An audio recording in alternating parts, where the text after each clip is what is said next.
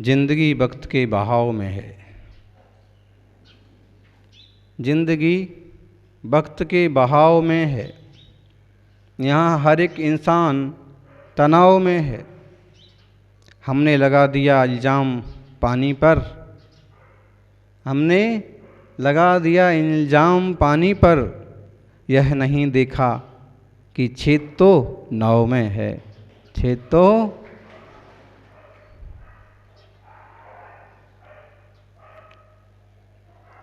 जैसा बीज बोता है व्यक्ति वैसा फल पाता है। जैसा बोओगे जो बोओगे वही पाओगे। जो बोएगा वही पाएगा। तेरा किया आगे आएगा।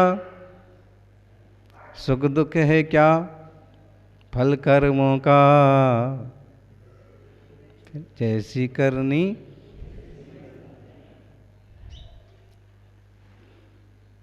जिंदगी वक्त के बहाव में है।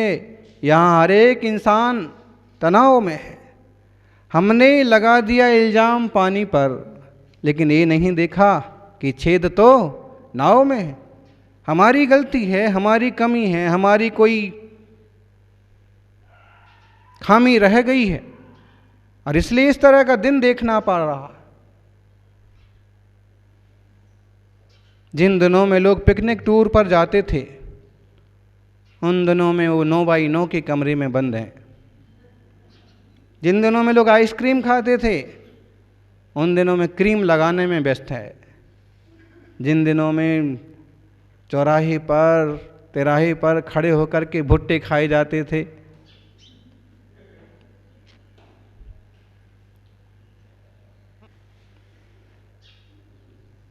शादियों में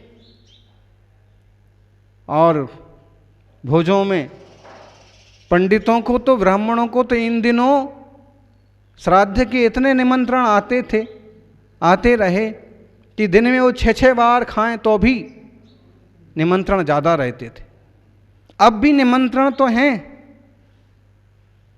लेकिन कम हैं, क्योंकि बुलाने वाला भी सोचता है और बुलाने वाले से जाने वाला ज़्यादा सोचता है कि उसके पिता मर गए हैं, दादा मर गए हैं और कहीं वो कोरोना से तो नहीं मरे, और वो भोज खाया, वो श्राद्ध खाया तो मेरा।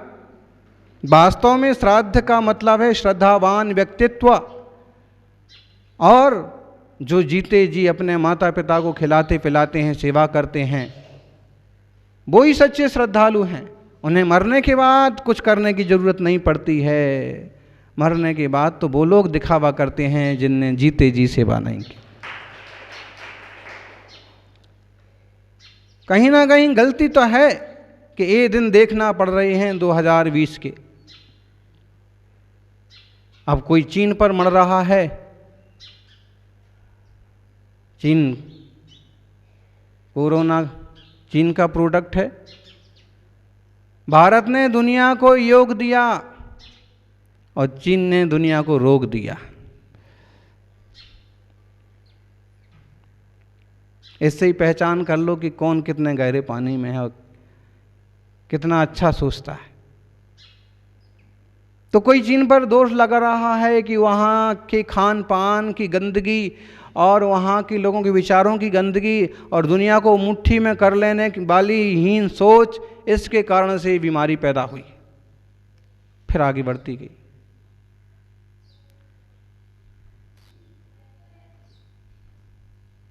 लेकिन भोग तो सभी रहे हैं। आज त्यागी वृत्तियों को भी सोचना पड़ रहा है कि अब इन दिनों में हम क्या करें।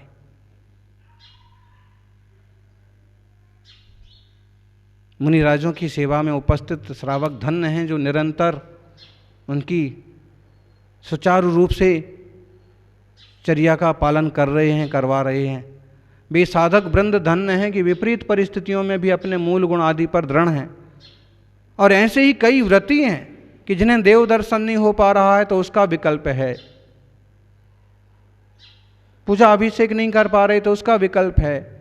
बहुत विकल्प मत करिए, पास में जिनालय है, आपके पास बढ़िया सी जगह है, तो एक सुंदर सी छोटी सी प्रतिमा लाएं और उनकी पूजा अभिषेक करके अपना व्रत निभाते रहें। और कहीं प्रतिमा जी उपलब्ध नहीं हो सकती हैं, टेम्परेरी भी गृह चैत्यालय टाइप का नहीं बना पा रहे हैं, तो फिर यही है कि ध्यान करें, एक माला का जाप कर लें, मोबाइल और टीवी पर सीधा प्रसारण जो अभिषेक का, पूजा का, वंदना का हो रहा है, उस पर अपना उपयोग टिका लें और उस हिसाब से अपने व्रतों का, संयम का पालन करते रहें। और क्या रास्ता है? जरूरी नहीं है कि प्रायश्चित लेने के पास लिए गुरुदेव के पास दौड़े जाओ हैं। लोग एक दिन के लिए, 2 दिन के लिए आते हैं, उसका कोई मतलब नहीं है।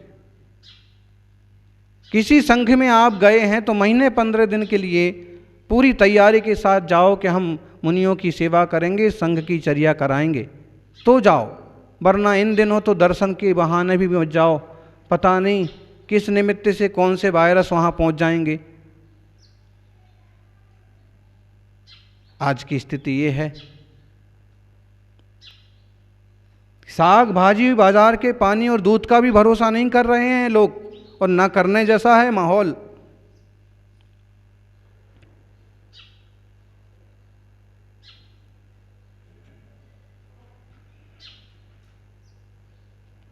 बड़े विवेक से, बड़ी सहजता से, वीतराग जिन धर्म को समझते हुए और वीतराग स्वरूप को समझते हुए कि ऐसा होना था, ऐसा होना है, इसलिए ऐसा हो रहा है, लेकिन अपना विवेक और अपनी सावधानी जरूर रखें। मुनि तो देह से भी विरक्त होते हैं, और ऐसे में श्रावकों को अपनी संभाल के साथ साथ मुनि राजों की भी संभाल करना ज़रूरी हो जाती है। ऐसा ना करें कि बिल्कुल चरण छूना ही है, कि आहार देना ही है। यदि आप कंफर्टेबल महसूस कर रहे हैं, अपने आप को पूर्ण स्वस्थ और सुखी शांत महसूस कर रहे हैं, तो कहीं सम्मिलित हों। वरना आप बाजार से आए, चर्या में शामिल हो गए, वैयावृत्ति में शामिल हो गए, तो गड़बड़ हो सकता है। तो मुनियों की तो दीक्षा ही ऐसी है, साधना ही ऐसी है कि उन्हें तो निष्प्रह और वीतराग भाव की भावना वाला ही रहना है। सर्वज्ञत्व शक्ति पर पूरा भरोसा है उन्हें। परम वीतरागी है, निर्ग्रंथ हैं। तुम्हारा उपसम भाव तुम संभालो। उपसम खम दम जुत्ता, उपसम प्रसम भाव वाले, क्षमा भाव वाले। किसी ने कोई अपराध भी कर दिया तो क्षमा भाव हैं।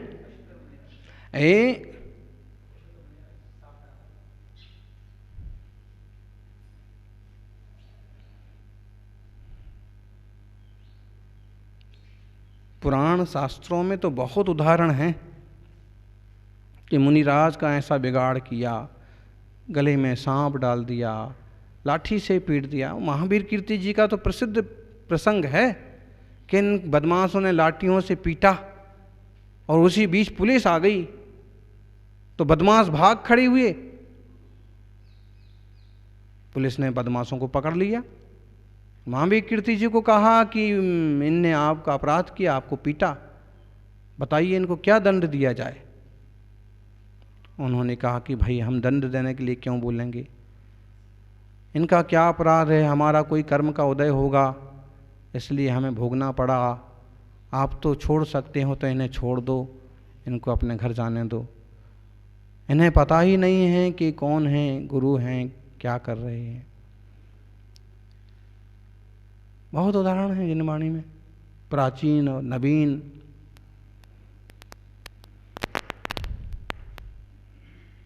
वो हमारे लिए मॉडल हैं, आदर्श हैं।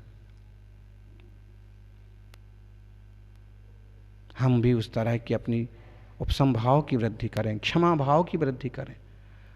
हैं, शास्त्रों में तो यहाँ तक कहा जाता है कि ज्ञानी विचार करता है, किसी ने अगर उसको हाथ पांव पकड़ के खींच दिया तो यही सोचता है कि खींचा ही तो है, मारा तो नहीं है तमाचा। तमाचा मार दिया, लात मार दी, तो ये सोचता है कि तमाचा ही तो मारा है, क्या है। हाथ पांव तो नहीं तोड़ा, और हाथ पांव भी तोड़ दिया तो अरे हाथ पांव ही तो तोड़ा है, प्राण तो नहीं लिए। और प्राण भी ले लिए तो क्या सोचता है कि इसना मेरा क्षमा धर्म मेरी शांति तो खत्म नहीं की, ये उसको तो खत्म नहीं कर पाया, बल्कि ये तुम्हारे ही हाथ में था इसलिए बच गया, इसलिए इसका कोई दोष नहीं है, इसे मैं क्षमा करता हूं। ऐसा है कोई क्षमा करने वाला यहाँ? अरे बोले धोखे से भी धक्का लग गया ना जरा सा भी, हाँ तो दिखता नहीं है, समझ में नहीं आता है।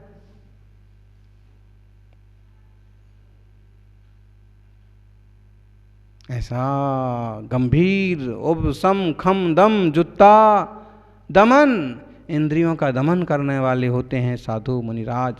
शरीर सक्कार वज्जिया रुखा, लुखा, शरीर संस्कार से रहित होते हैं। संस्कार नहीं करते हैं कि बढ़िया बाल सजाओ, हैं कैसी दिख रही हैं मूछें, दाढ़ी तो इतनी ही होना चाहिए, अच्छी दिखती है, फ्रेंच कट, हैं बड़े बाल हो गए, खराब तो नहीं लग रहे हैं, कुछ नहीं।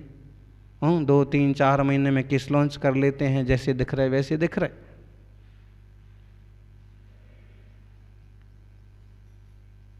सक्कार वजिया, संस्कार वर्जित हैं, शरीर संस्कार नहीं करते हैं। नहीं तो बाबा लोगों को अपने बाल संभालने में महिलाओं से ज्यादा समय लग जाता है।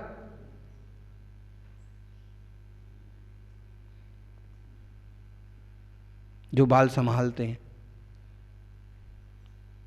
शरीर संस्कार कर, बाल संभाल रहे हैं, तिलक लगा रहे हैं।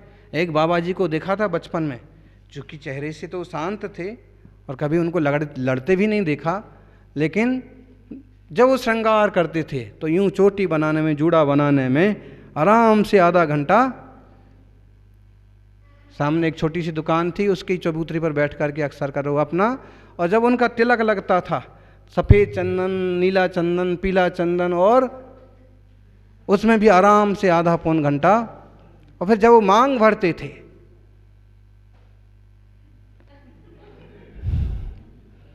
उसमें भी 5-10 मिनट खर्च हो जाते थे। फिर तैयार श्रृंगार करके बाबा जी अब दुपट्टा डाल के निकलते थे फिर शहर में, चूंकि यूं शांत भाव थे। लेकिन श्रृंगार की बात है कि उसमें घंटा 1.5 घंटा यूं फूक जाता था, और उसके पहले नहाने में कितना टाइम गया है वो अभी पता नहीं है अपने को।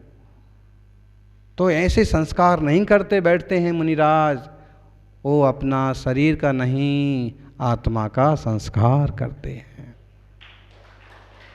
तन का नहीं मन का संस्कार करते हैं। रुखा, और प्राकृत में रा की जगह ला हो जाता है लुखा, और लुखा बोले तो एक गाली, लेकिन वास्तव में बहुत सम्मानीय शब्द रहा है रुखा। रुखा मतलब रूखे शरीर वाले, कोई तेल मालिश, कोई पालिश, कोई क्रीम, हैं कुछ नहीं, रूखे शरीर वाले मुनिराज। और रूखे शरीर वाले मुनिराज को रुखा कहा, और रूखे तन वाले मुनिराज को रुखा कहा यहाँ, और रूखे मन वाले गृहस्थी को लुखा कहा। मन रूखा, अपने लिए तो सब चाहिए, लेकिन दूसरों की कुछ भी हेल्प, कुछ भी भावना नहीं समझना, लुखा। मुनिराज तो रुखा, रूखे देह वाले हैं। और मैं राय दोष रहिया, ना किसी तरह का मद, ना किसी तरह का राग, ना किसी तरह का दोष, किसी प्रकार के इन सब भावों से रहित हैं, ऐसे मुनिराज हैं। ऐसी दीक्षा होती है। दीक्षा वाले में ये सारे गुण होना चाहिए। और क्या गुण होना चाहिए? विविरीय मूढ़ भावा, पणठ कमठ नठ मिच्छत्ता, सम्मत गुण विशुद्धा, पब्बज्जाए रिसावणिया।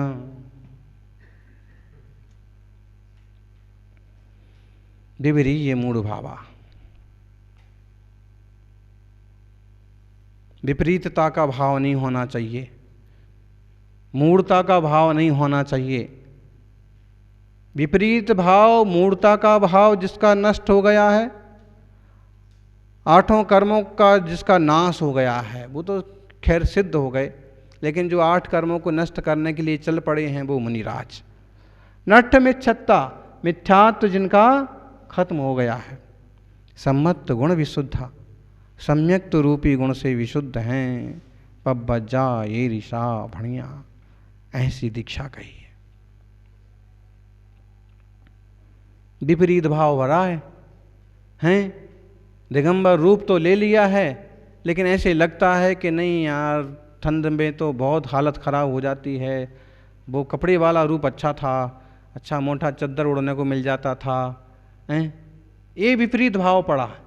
अथवा देवशास्त्र गुरु की श्रद्धा का विपरीत भाव पड़ा है, अथवा अतत्व की श्रद्धा का विपरीत भाव पड़ा है, तो ये विपरीत भाव वाला व्यक्ति दीक्षा के काबिल नहीं है। यहाँ तो भाई चादर वाली दीक्षा जो है छुल्लक जी की होती है।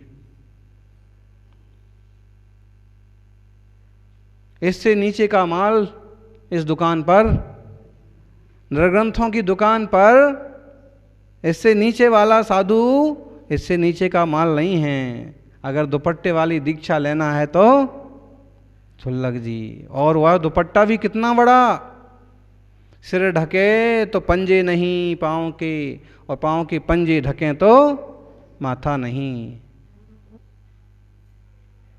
इसमें भी उसको 4-6 अंगुल तो नंगा छोड़ ही दिया, और नहीं तो सर्व संग त्याग वाली मुनि दीक्षा, विविरीय मूढ़ भावा। त्याग करने वाले मुनि बाद में ये कोई कल्पना नहीं करते हैं कि ये अच्छा, ये अच्छा। पणट्ठ कमठ, कर्मों को नाश करने के लिए जिनने कमर कसी है। मिथ्यात्व जिनका नष्ट हो गया, मिथ्या बुद्धि, एकांत विपरीत, एकांत विपरीत विनय के, संशय अज्ञान को नय के, बस होए घोर आग की नय, बचते नहीं जात कहीं न। एकांत मिथ्यात्व, एकांत मान्यता, क्षणिकवाद की मान्यता, कूटस्थ नित्यवाद की मान्यता, अद्वैतवाद की मान्यता, एकदम शून्यवाद की मान्यता, एकांतवाद।